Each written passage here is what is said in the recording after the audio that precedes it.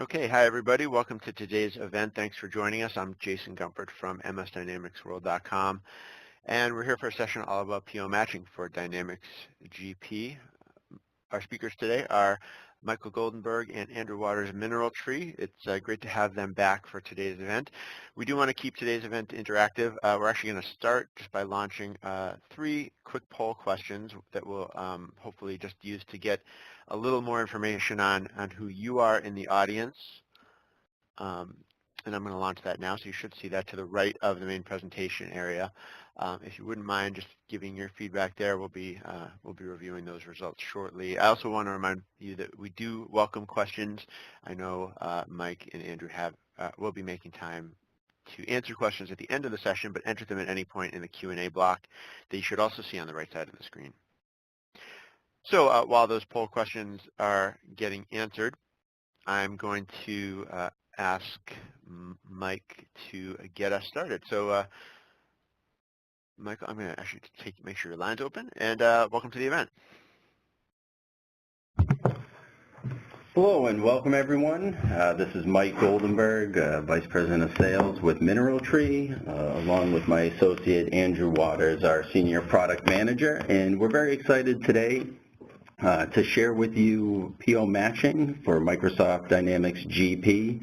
The goal of today's webinar is to both give you a better sense of the value of PO matching and also to just better understand how our solution can help you with that challenge. We've been working with GP for several years now, and this has been single-handedly the biggest request that we have heard time and time again.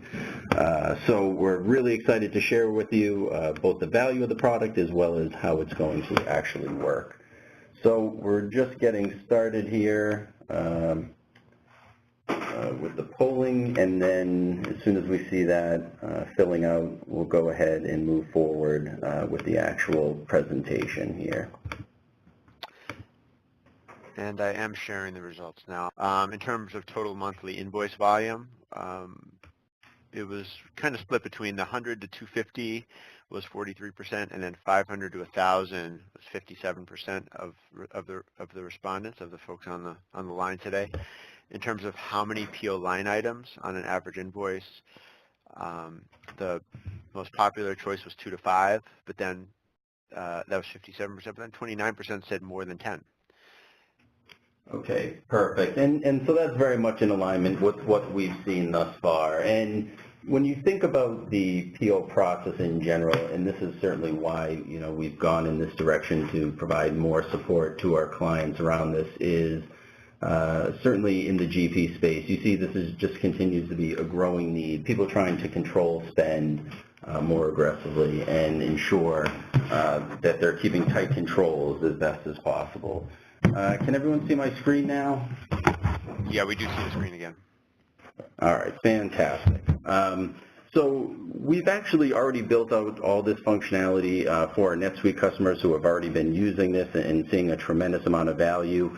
And so our next progression was to GP. For each accounting system we work with, we have built out custom API integrations that allow us to really tie in deeply to the system and work with each one individually. And so we spent a lot of time and effort making sure that GP, as a unique accounting system, we are tying in a very seamless and easy way, and also respecting a lot of the rules and ways that people typically interact with the solution. And when you think about the PO process, from requisition through actually creating the PO and then sending it and receiving docs, it all seems like a very simple process, certainly when you're looking at a flow chart like this. But in actuality, the time and energy it takes to both capture all those invoices as they come in, as well as match them, and then be able to handle them in terms of any sort of additional approvals and things like that, can be quite onerous and can take a lot of time. And so that's really where we're trying to help people out, is solving for that problem. And certainly from the audience here today, it sounds like these are some of the challenges that you'd be facing based on kind of the volumes people are presented with today. So not only will we streamline, give you better control, You'll have better visibility into where your outstanding invoices are. One of the things that we've heard time and time again from many of our GP users is that due to the nature of the way GP works, they often like to get their invoices approved before they ever go into the accounting system, but that can leave challenges in terms of understanding what's actually out there in terms of AP. And so we give you better visibility into that, allowing for better cash flow, allow you to improve vendor relationships by ensuring timely payment, also avoid, of course, price increases by doing that. Helping you out in terms of duplicate orders. You'd be shocked to see the numbers in terms of what people are losing in terms of making duplicate payments, just trying to keep everything tracked correctly. Just by the nature of our product moving from more of a paper-based product to electronic, you're going to see benefits in terms of fraud and risk. But on top of that, our solution was actually, from the foundation, built with security in mind. So whether you're talking about segregation of duties, dual-factor authentications, things of that nature, we know for our GP users, for everyone really, that security is top of mind, and so we put a lot of emphasis on that. And, you know, oftentimes people think of POs in manufacturing and distribution and things like that, but we are seeing a change where all businesses of a certain size are starting to move towards more of a PO process, and that's why we're trying to help you with that. The challenges with AP is obviously just matching those POs and invoices like we talked about, but also trying to have a system that's flexible enough to handle all the different exceptions and things of that nature. One of the things and greatest benefits of our solution is that most businesses, as we've seen from the polling questions, are not exclusively PO-based or non-PO-based, and so there's a huge advantage to being able to handle everything under one umbrella, and that's what we allow you to do, to have one seamless process for all your AP, whether it's PO-based or not. Also, getting the approvals in general. Most of our customers will tell us they have, or prospects will tell us they have some sort of approval process in place, but ultimately it's often still based on email and running around the office and getting things signed off on versus having it all in one place, centralized, easy to pull, easy for audits, compliance reasons, all at your fingertips, not in file cabinets and in email boxes. And then ultimately, again, bringing everything into one place, not just your invoices, but all your payments into one place. So you're not cutting checks or printing checks in one place and then logging into your online banking portal for ACH and then handling card payments manually outside of that. All of your payments handled in one place in a click of a button, and we actually process those payments for you. And this is what we're trying to help, is get you guys away from this paper stack that is taking you down. And when you think about the cost of AP, it's significant. Most people underestimate it until they start to actually run the numbers and do the math. But these are just, if you're looking at trying to understand what your current costs are today, if you're in the $15 range, you're actually, you know, that's what we typically see from a lot of our clients before, you know, they come on with us. But, you know, you may already be doing a really good job and close to 11, but even at that cost, it is substantial. So when you think about the progression from, you know, people have gone from Excel sheets to accounting systems, and that's been great and very helpful, but the next piece that's been missing is automation, because ultimately an accounting system is more of a repository versus something that's going to actually relieve you from a lot of the manual work that needs to be done. So what we do is allow you in our process to automatically retrieve your PO information from the accounting system. It'll be presented alongside the invoice which we've captured. We capture those line items for you. We have a 99.5% accuracy rate in our invoice capture, and that's based on using both a combination of technology and human intervention. And so unlike other OCR technology you may have used in the past, which most people would not speak very highly of, the accuracy rate is incredibly important here to ensure that we minimize the amount of work you need to do and the amount of time you need to spend checking for that data. So this is one of the biggest values our customers see, is just the ability to no longer have to do all that data entry, and it's a huge savings in time. Then from there, once we've captured it and it's been presented with the PO we've pulled from your GP, then you're able to link line items from the received invoice. You'll be able to identify any sort of matches, mismatches, and pull over any sort of coding you've already created for the invoice as well. We will then, any additional workflows required, you can use those, so any additional approvals that you need, those can be addressed.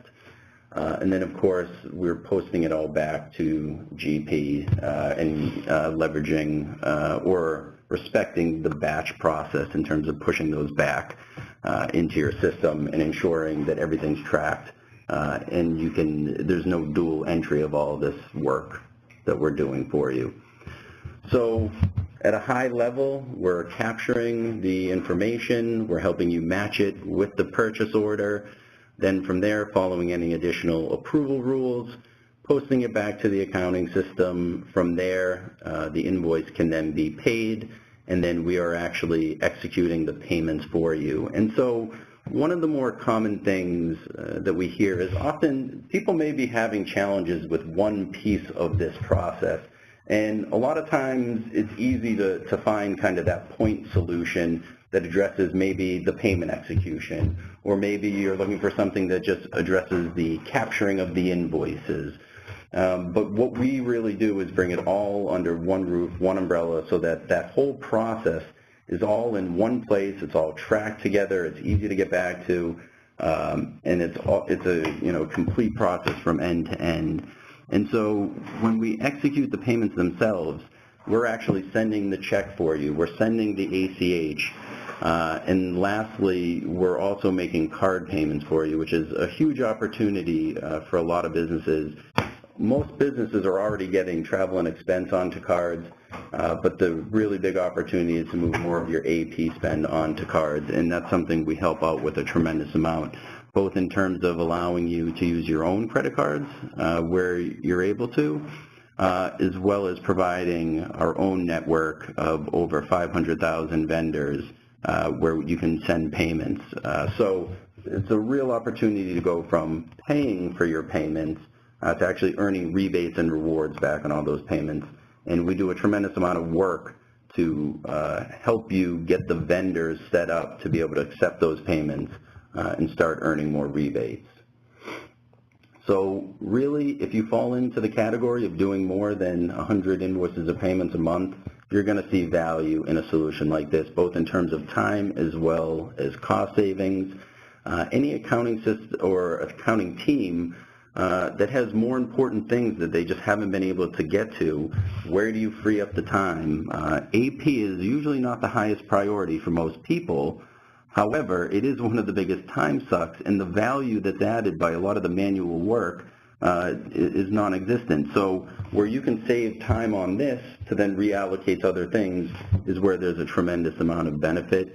Also, anyone in a distributed environment, multiple locations, trying to bring it all together or consolidate their AP, this is a tremendous help for those people to get it all in one place.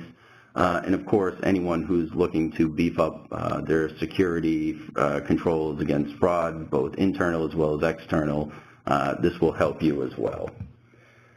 So beyond the accounting system, because a lot of times what people are trying to understand is, what exactly am I getting beyond the accounting system? So you're getting the capture, you're getting the matching, you're getting the approvals, the ability to granularly track all these things and have them at your fingertips instead of going to the file cabinets, hierarchies of approvals, both for the invoice itself getting approved as well as the payments being released. And then also being able to execute those payments and have all that information sync back to the accounting system. So, and we're coming to the end here before we hop into the demo itself, but ultimately our approach is to provide an end-to-end solution, like I was saying, not just a point solution, because You add in a bunch of point solutions and it becomes a mess. To be able to get it all under one roof is just that much easier. The ability to process both PO and non-PO based invoices, I can't stress that enough. It's really difficult. Even if you create a PO matching process, then you've got to still separate out all the stuff that's non-PO based. So being able to just send it all into one place and have one process is much easier. The API level integrations is a big differentiator for us in that most of our competitors are still using file-based integrations that just aren't going to have the same level of accuracy in terms of keeping the data in alignment and ensuring your system of record, which is GP, is ultimately accurate. Again, the invoice capture accuracy is a huge benefit, as well as we are making payments directly from your bank. We don't leverage settlement accounts. Again, a differentiator from some of our competitors. We're not taking money from your account, putting it into our account, and then dispersing it. What we are doing is sending the payments direct, essentially from your bank. So the payments go through faster. If for some reason we were sending a check and your vendor did not cash that check, that money would not have come out of your account in the same way it would with, again, some of our competitors using those settlement accounts. And lastly is just the ability to handle all your payment types in one place. So with no further ado, I will turn it over to Andrew Waters, our Senior Product Specialist, and he will, Product Manager, sorry, and he will take it from there, and then we'll go ahead and also take some questions at the end. Thanks, Mike. Just going to go ahead and bring up my browser here, and we can dive right in.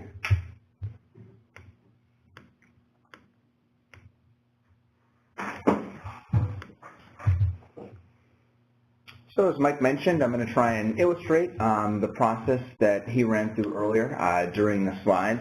I'm going to take us all the way from the point of invoice capture through PO matching, posting it back to GP, obtaining any necessary invoice approvals, all the way through to the payment approval and payment execution side of things as well.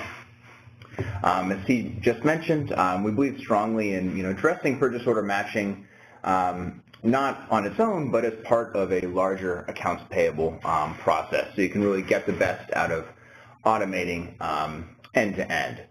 So I want to contextualize the PO matching within the full MineralTree workflow. A couple notes here on the dashboard before we get started. Right now I'm in what we call the Accounting Manager application, which is where Accounting Manager or bookkeeper users are going to be responsible for overseeing invoices as they're captured and routed for approval, reviewing any coding and PO matching that's done, and finally posting these back into GP and submitting them for payment approval. And then towards the end of the demo, we're going to take a look at the Payment Authorizer application, the second major module of the application where payments are reviewed by a completely separate user and approved. You'll see our segregated payment approval at work there. Here on the dashboard, I'll just point out a couple things. I've got some account information up here in the top left. My general ledger cache is syncing over in real time from GP, and we can also display bank cache here by making a connection directly to your bank. Below that, I have a standard aging graph, which gives me a sense of the urgency of my open invoices.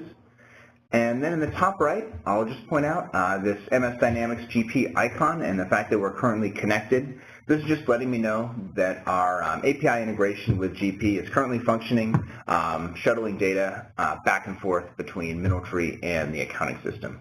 It's a real-time sync. Every 5 minutes we'll check for updated records and move them across, and it works bidirectionally. So as I post invoices back from MineralTree into GP, they'll flow through automatically. I can also make changes in GP. If I do enter an invoice in GP for some reason, that would flow over to MineralTree and be available for payment as well. So we try and give you as much flexibility as we can and prevent any potential dual data entry. But let's dive right into the workflow here. I'm going to take us to the Invoices tab, which is going to be my main center of operations as I'm working in MineralTree. All my open bills are listed here in line with some basic information such as the vendor name, amount remaining, due date. I can see the status of any invoice approval requests. I've got 3 here that have been approved in green, 1 down here that was rejected by the approver. And I'll also note that a couple of my bills are tied back to purchase orders. Obviously more on that in just a moment. The process starts in MineralTree when vendors send in invoices to our customers. And what we'll do is set up a unique email address for every one of our customers, and any documents that are sent into that email address will automatically go through our automated capture process. So we'll pull out information from those invoices, the vendor name, the amount, the separate line items. We'll do all of that data entry so no one on your staff has to do it themselves. At that point, you'll have one of these draft invoices in the system, and I'll open up this example right now. So here's an example Staples invoice that was either uploaded directly into the application or emailed into the application by a vendor or a MineralTree user. And we've gone through and captured a number of fields from the invoice, the invoice number, invoice amount, dates. We've also generated 3 line items corresponding to the 3 line items on the original invoice. So I can see the 3 items I am being billed for from Staples and their associated quantities and cost per item values. Now, we also saw that this, we also automatically read PO number off of this invoice. So we know that the vendor referenced this purchase order 9884, and so we've called that up as well on the same screen. The reason we can do this is because through that sync with GP, as purchase orders are created, released, and received in GP, they flow over to MineralTree automatically. So we have a record of all the purchase orders for this vendor, Staples, and we can see the associated line item detail and their status. So here we have a purchase order that's been fully received, 15 for 15, 3 for 3, etc., but it hasn't been billed at all yet. If the vendor didn't reference a purchase order on the invoice, or there's maybe a second purchase order I want to reference here, I can go ahead and add another one as well. And this drop-down will show me, again, all of the open purchase orders from this vendor. So we're integrating directly with your purchasing process in GP. You can still go through any approvals that you might be using today on the purchasing front, and once those open purchase orders are created in GP, we'll have access to them automatically for the invoice creation and matching process within MineralTree. We're also fairly flexible. Obviously, GP supports a number of different purchase order and invoice combinations. I can see that this is just a standard purchase order, but we also support blanket and dropship blanket purchase orders. In addition to just invoicing a purchase order, I can also create a shipment invoice as well. Certainly, several of our customers use this as part of their process pretty commonly as well. So you're not losing any flexibility by doing this in MineralTree. You're just gaining and removing that manual data entry step that you have to go through when capturing a vendor invoice. So if I take a look at what's been captured here, I can go ahead and actually link it to the individual purchase order. I can link it to the PO itself, or if I've received against a purchase order separately a couple different times, I can also just link to a specific line item as well. But I'll perform this linking action, and it'll now update my purchase order. So this is now fully billed, 15 for 15. I've also updated the item on the invoice line and carried any coding over along with that. And we're also evaluating whether this is a match or not. I can see these 3 green icons telling me that I do have a match between the incoming invoice and my purchase order. If I keep going and, let's say the vendor is invoicing me for 4 items instead of 3, if I perform the linking action, it's going to give me a warning. I can't bill against this because it's over what I've received. It'll also throw a mismatched icon as well. Same thing if I underbill this purchase order line, it's going to throw a red mismatch icon. Obviously, this lets me know that I've got some discrepancy to resolve here. It's also going to have an influence on invoice approval, and I'll get to that a little more later. So after I've reviewed the invoice, matched it up with the purchase order. I'll see things update along here, fully billed, partially billed. I can either route this for invoice approval or post it back to GP immediately. And you can add invoice approvers right here from the invoice details screen, especially in this case where there was a discrepancy. I might want to send it along to someone for review. I can add a note as well and let them know, this is a discrepancy. Can you, as the buyer, please resolve? So you can always route for invoice approval right from an invoice record itself, but you can also set up rules to do it a little more easily. So if I open the Staples vendor card here, beyond the basic name and address information that's synced over from GP, I'll also be able to see down at the bottom here the opportunity to set up some default invoice approvers. So rather than route it individually to someone as invoices come in, I can just route it to myself in this case anytime an invoice from this vendor is captured. Now I mentioned that the match-mismatch status has an effect here as well. We recognize that for many invoices, if it matches a purchase order 100%, there's really no need to obtain additional invoice approval because the purchase order itself has already been approved. So you can actually, as a company setting, bypass your normal invoice approval rules if the purchase order and invoice match. And in this way, you can only route invoices for approval if either there is no purchase order associated with it or there's some kind of mismatch and discrepancy. And I get that feedback right here again on the main invoices page. I can see both my invoice approval requests and their statuses, and if purchase orders mismatch an incoming invoice, I'll have that flagged for me as well. And now just another word on sort of the sync back to GP. Obviously that's sitting beneath all this workflow. When I do post an invoice back to GP once it's approved and or matched to a purchase order, we'll do a couple different things. One, we'll create a bill record in GP. We'll add it to an open batch, which then can be posted in GP. And if that bill is tied to a purchase order, we'll update the purchase order and receiving transaction as well. So both of those records will show that they've been received and billed against, and they'll be closed out in GP if appropriate as well. Now obviously I would wait to an appropriate time to pay these invoices, age them according to my company policy before I queue them up. But when I am ready to make a payment run, it's going to be the accounting manager's responsibility to begin that process as well. So I'll grab these 3 approved invoices right now and add them to the payment queue on the right. Once they're here, I've got a couple different options. I can change the amount if I want to make a partial payment against a particular invoice. I can also set a payment date. By default, not set just means it's going to go out as soon as possible, but I can set it to go out sometime in the future as well. And this calendar is going to show me the due date for the invoice as well, so I can be sure to hit that. Now I'll go ahead and confirm these 3 payments. This is not going to cause the payments to be processed. I'm just submitting them for approval.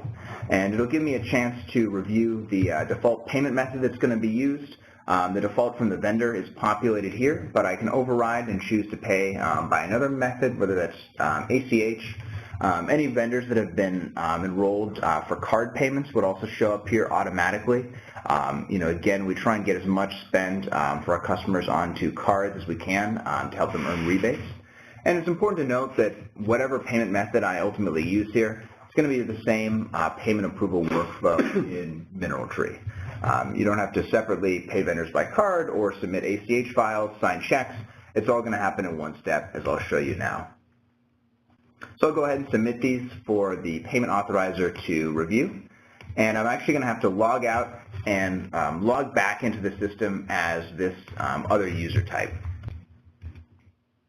So we do encourage a strict segregation of duties at MineralTree. As I mentioned before, while the accounting manager is responsible for submitting payments, nothing's actually going to get processed until another user, we call the payment authorizer, actually reviews those payments. And you can have multiple levels of approval as well if need be.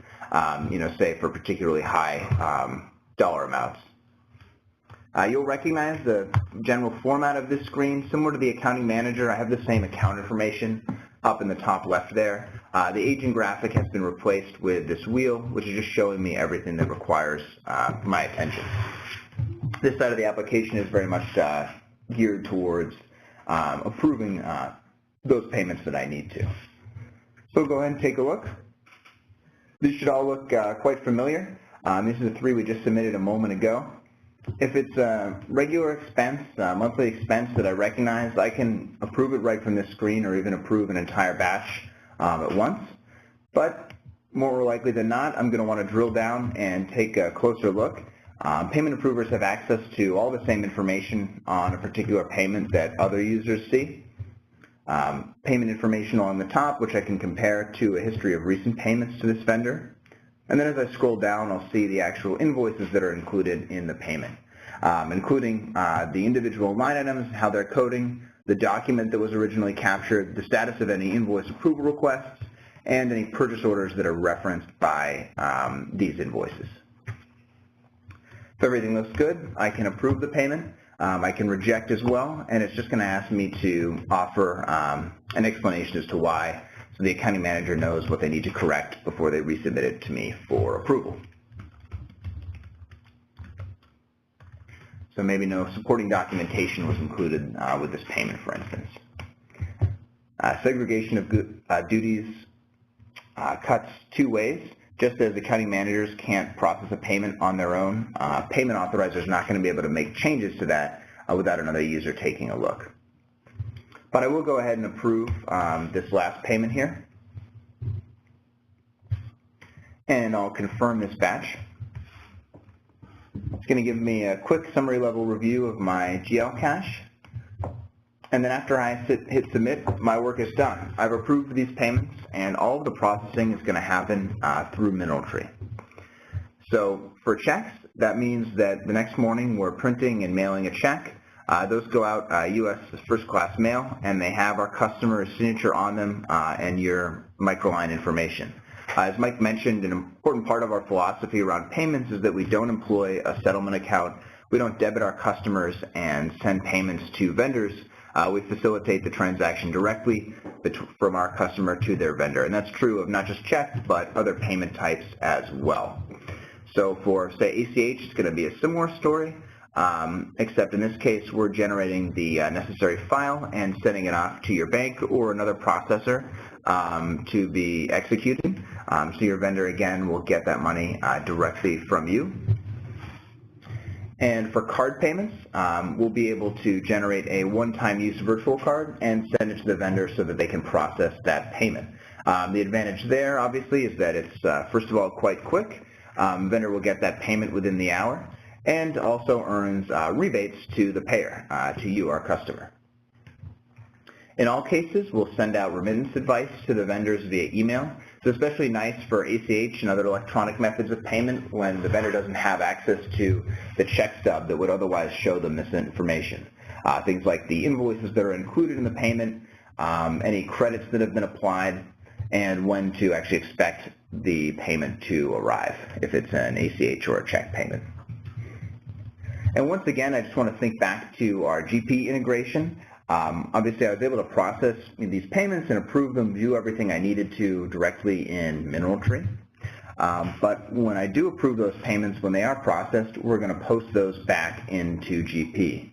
Again, we're integrating directly with GP's batch-based model. So what we'll do is create a payment batch for that day and post all the MineralTree payments in under that batch. So they'll be identified that way, and they'll also be differentiated, check, ACH, virtual card, by different sequence number in GP, so that will be clear as well. So there won't be any additional data entry for our customer to do. All that will be taken care of automatically. Those payments will be posted back, closing out the relevant invoices. So that way rounds out sort of the full workflow from start to finish. Taking a look at how an invoice is captured, compared and matched to a purchase order, posted back to GP, and then finally on through payment. We've got a lot of time remaining here to get to as many questions as we can. All right, thank you, Andrew. Add to the console on the right. Right, so yeah, please do ask your questions there. We'll take as many as we have time for. Let me look for the first one here. So someone's just asking how invoices are received into the system. Is there a vendor login? So invoices are received into the system either via email, so that's, what we see most commonly is that, people are sending in PDFs, things like that via email, or they can be scanned and uploaded into the system as well.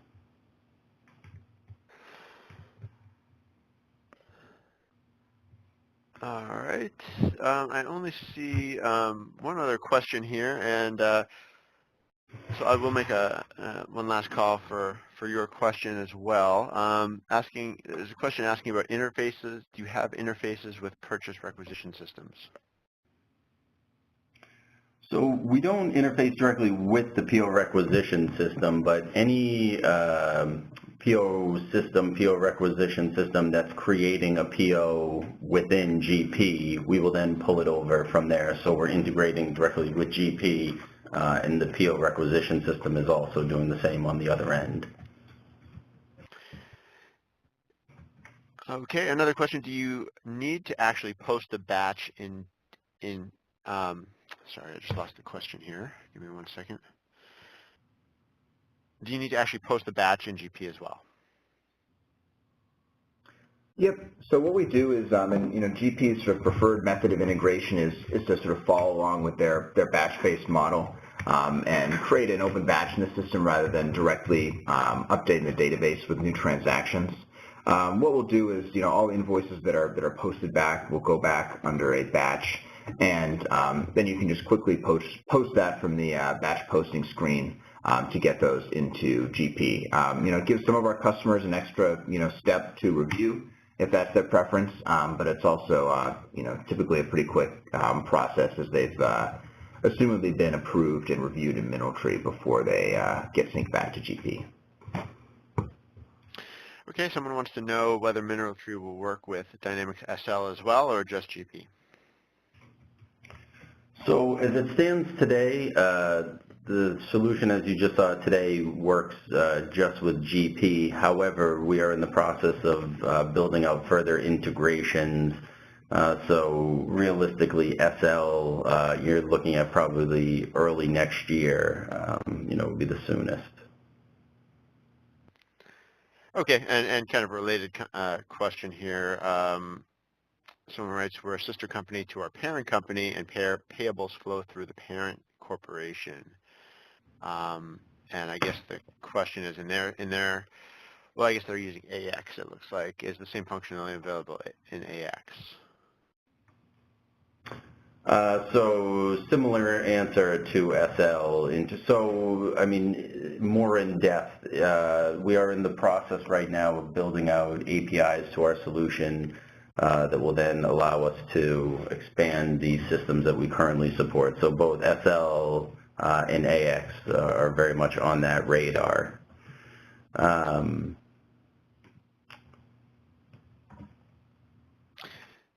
If there's an error in an item that's matched, how would you resolve that? Sure. So it probably depend a little on a case-by-case basis. It could be an error. Maybe it's the wrong item that's referenced on the bill and just doesn't have a good match on the original purchase order. Maybe, as we saw today, there's a mistake with the quantity. Maybe it's more of a cost per or total amount question. The vendor might be billing you too much, violating the original terms of the purchase order. So it's probably going to vary a little bit, case by case. And once we've flagged it in our system, we give you a couple methods to sort of route it for resolution. You can kick in that invoice approval workflow to send it to another individual at the organization, maybe someone in purchasing, the original buyer. If someone can confirm that maybe additional goods or services were received and the vendor invoice is correct, or no, there really is a discrepancy here that might result in one needing to follow up with the vendor themselves. But in any case, obviously we want to make sure to flag any mismatches and enable you to resolve before it's posted back and before it's moving on to be paid. As Mike mentioned, definitely a concern, for us, as we design things and our customers as they utilize is avoiding any kind of, overpayments or discrepancies that are going to cause, time and effort trying to resolve them. All right, well, that appears to be the end of our Q&A here. Thank you to everyone for those questions, and I think we'll begin wrapping up. Sure. One thing I was just going to say, Jason, is, you see the information on the screen. For anyone who has additional questions, would like more information, a personalized demo, whatever it may be, you can reach us, obviously, through email or phone, as well as, we have people standing by on the website as well. So if you'd like to, chat with someone, we can do that also. Do you have time for one more question? Absolutely. Okay. If there are multiple shipments for one PO, how would you match one invoice for the specific shipment, for the specific shipments of that, for that invoice? That's a good question. I went a little fast through this during the demo, but obviously this does come up a lot with our GP customers. If you can record several receiving transactions, several shipments in GP for one PO line, and then you're faced with a choice, especially if you're partially billing that line, do you want to match against, one shipment or another? And we actually do provide that level of detail in MineralTree. So we'll show both the original purchase order line and under that, any receiving transactions that have been created. So if multiple shipments are there, you'll be able to see both. And when you actually link the incoming invoice to the purchase order, you can choose which shipment to match against. And then that'll all post back to GP at the end of the day, updating just the relevant shipment and leaving the others still open to be billed.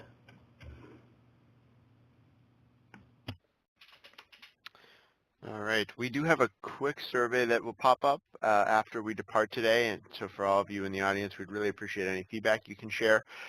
So please do look for that. We always appreciate the input. Well, I think we're going to end it there. So Michael, Andrew, thank you both so much for taking the time today. Our pleasure. Thank you very much. Thank you for hosting, Jason. Yeah, my pleasure as well. And to everyone in the audience, that concludes today's event. Thanks again for your questions and participation, and have a great day.